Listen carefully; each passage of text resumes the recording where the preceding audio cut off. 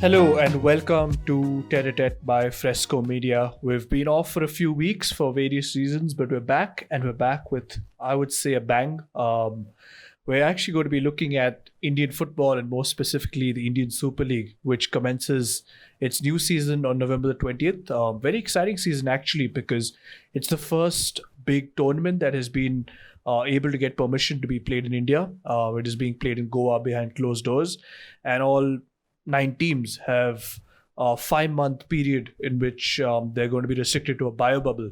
And quite exciting to see a lot of prominent names that you wouldn't really associate with Indian football. You know, you have Robbie Fowler managing East Bengal, who themselves are making the debut in the Indian Super League. We do have a lot of returnees, some stars who have graced the Indian Super League in the past 3 or 4 years. And also, another exciting thing is that we have a very esteemed guest with us, Dibyadeep, who is a very passionate Indian football fan and comes from the core of Indian fanaticism for football. How are you? Thank you, Shreyas. I'm good. Thank you for having me here. I'm really excited about the season, just like you. Of course. Why wouldn't you be excited, Still have to ask you which Bengali team you support. I'm totally East Bengal. So right now, the whole tension that's been between the ATK and the Mohun Bagan fans, that's really exciting me, and it's good entertainment for me. Listen, the tension isn't just between the East Bengal and Mohun Bagan fans. It's between the Mohun Bagan fans and the ATK fans. Can you elaborate on that a bit before we go ahead? So the Mohun Bagan fans, basically, they're very proud of themselves, proud of their history, proud of their legacy, and they're very anti-corporate intrusion into their club. And they see it as an intrusion. They don't see it as a merger, which I think comes from a place of emotion rather than logic and being pragmatic about it. Because Mohun Bagan, you accept it or not, but really needed some cash and really need to turn themselves into a more professional club, which I think the ATK management are going to provide. And but I think they're not looking at the good side, because ATK right now has the strongest squad on paper. So I think they have a lot of things to look forward to. But right now they're more interested into preserving their history and preserving their emotions. Well, what better to start off than the history? We're going to be looking through the last 20-25 years of Indian football, more specifically. And I think we can't start off with the recent history without covering, the most famous Indian football tournaments. We're talking about the Durand Cup and the Santosh Trophy. The Durand Cup is very similar to how the FA Cup is run in England, and just like the FA Cup is the oldest European football competition, the Durand Cup, existed through the colonial times and has been, one of the most prestigious tournaments in Asian football until recently. Now, the Santosh Trophy and the Durand Cup lost their sheen towards the, probably the latter end of the 1900s. And coming to the new century, I think the National Football League, which essentially was the premier football league of the country, it shook a lot of things up in Indian football. Yes, of course. Like you said, AIFF after 96, I think from 96, they wanted to nationalize the clubs, make a national league, make a top flight football league for clubs to be participating in. Because as you mentioned in history, in the past, when India was a force to reckon with in Asia, these tournaments played a very important part. Historically, Durand Cup is extremely relevant because being the oldest tournament in Asia, it has a place for itself in history. So does the Santosh Trophy and the IFA Shield, because the Santosh Trophy is where the players of yesteryears used to ply their trade, used to make their name, and the huge rivalry between states was very prominent, which started fading away as the NFL started its journey. And which is why I think the IFA Shield has been discontinued.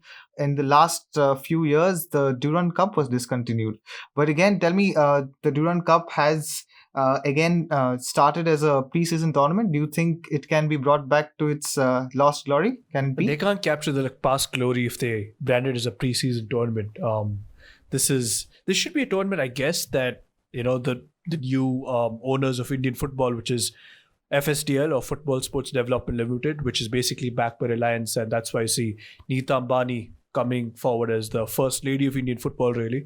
I think for them to use the Durand Cup or the Santosh Trophy even as a marketing experiment, they should rather focus on it being something similar to a FA Cup or something, because having it as a preseason tournament, we saw last year, of course, where a lot of the ISL teams that did participate in it fielded the second strings, and it kind of diminishes the prestige and the glorious history these tournaments have come to experience over the past century.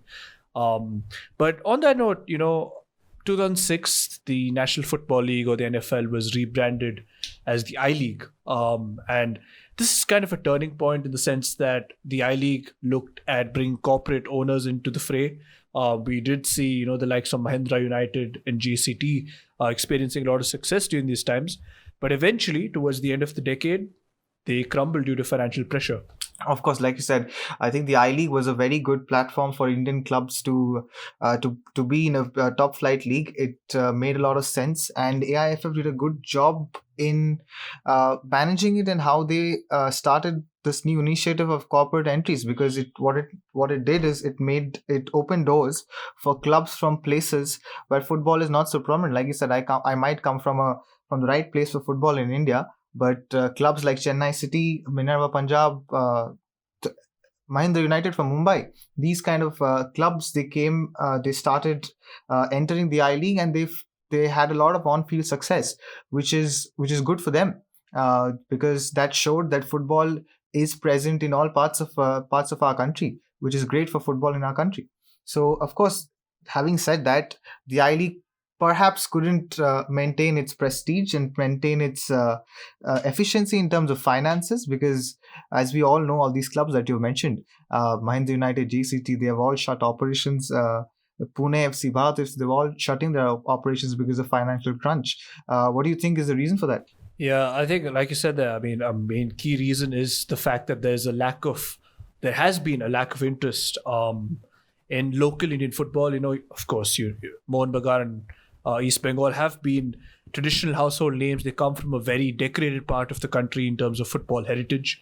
But I think for corporate-backed entities, the biggest complaint was a lack of spectator revenue, because people just didn't turn up for these games to watch them live. Nor did it really kick off on television. I can just, from the top of my head, I can remember the pretty horrendous coverage that we used to get on Z Sports, 10 Action, and more recently One Sports, which is kind of I don't know, it's kind of a joke at the moment. But that has all amalgamated into the ISL. All these problems have been resolved to some extent, because the ISL has kind of modernized football in the country. It has brought about a way through which clubs could eventually be a sustainably run organization. And this was all kick-started, 2012, 2013, when the AFF was looking for, a bit of cash injection. AFF isn't the most well-run organization in the country when it comes to sport and how they develop football even. So I guess cash for them was the big play. So they essentially sold the football rights, or the premier football rights of the country, to an independent company called FSDL. What do you see kicking off from there? Was it something that was really required in Indian football, or was it something that maybe with a bit of patience and perseverance, the AFF could have made something even more special? I think the cash at that point was really necessary. They needed that cash to keep clubs and football afloat in India, which was what the FSDL were offering, with 140 crores over a period of time. And such a deal was lucrative enough was way too lucrative enough to refuse. And we are with the ISL, and the ISL has, as you mentioned, they've negated the problem of coverage. With Star coming in, there's a wide coverage of the football matches in all sorts of languages, which is great. The problem again. And Star is a partner as well. That's another important thing. Yeah, Star they're not just a sponsor, they're not just a broadcaster.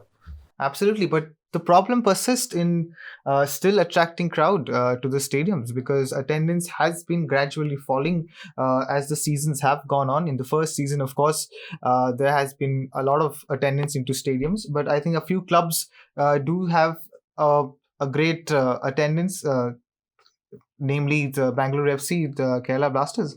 And I think with the addition of East Bengal and Mohun Bagan, I think the attendance issue will perhaps be solved in the coming years when spectators are allowed into stadiums. But again, the good thing about ISL is the players that have played in the league. Look at the players that have come to the league, like Roberto Carlos, Alessandro Del Piero, Diego Forlan.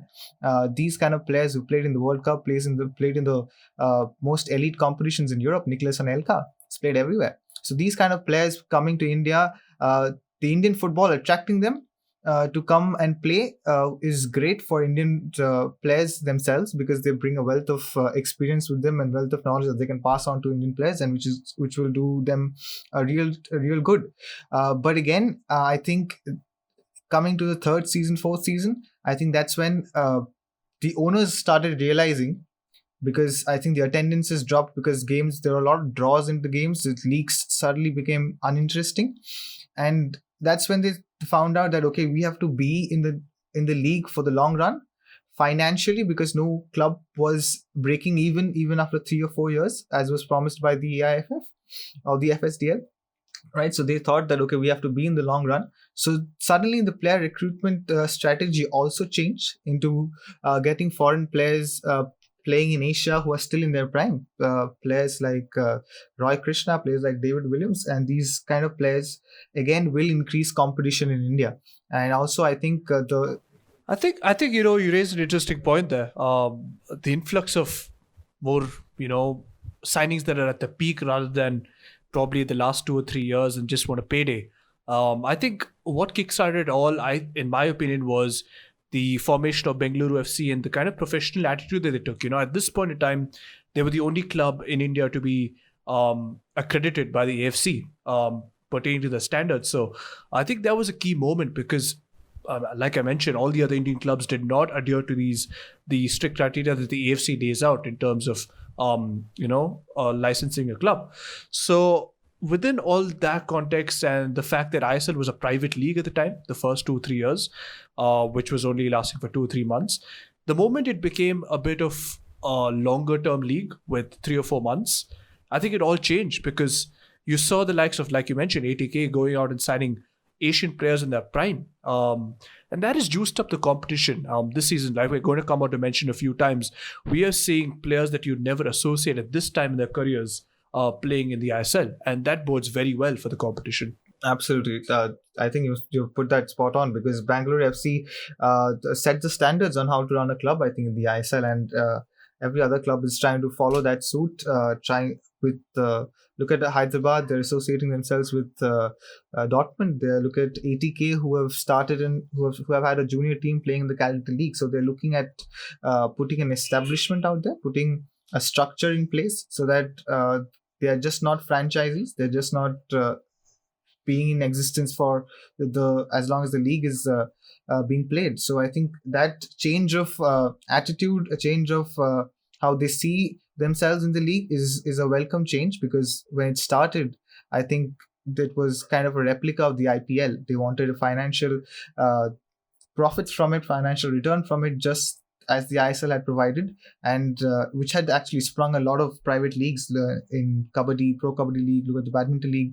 So all these leagues started off as an offshoot, trying to replicate themselves from the IPL, and it's a great thing that the ISL is changing its viewpoint, right? Of course, I love to see it. I love to see an attitude to change. The IPL hasn't changed all too much. Of course, there have been minor changes that were required. A lot of the other leagues, like you mentioned there, the Pro Kabaddi League and so on, still maintain that IPL style ethos in their competitions, while the ISL has changed the most. You have to say that they've made changes to make the ISL obviously is now the premier sporting competition of the country, a footballing competition of the country, and has to be a bit more than a 2 or 3 month league, which has been represented in the last couple of years.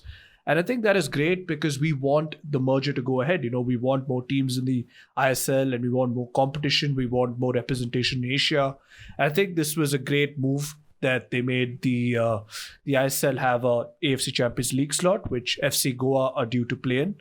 That was probably one of the most exciting things that I was looking forward to this coming season. And we will move on to these, the team by team analysis and how teams are shaping in what is promising to be a very grueling and interesting season. But before that, in part 2, we'll be focusing on how the financial aspect of Indian football played such a big part in not only the formation of the ISL, but also the doom and gloom surrounding a lot of the biggest and most famous Indian football teams. So stay tuned for part 2 of our ISL series.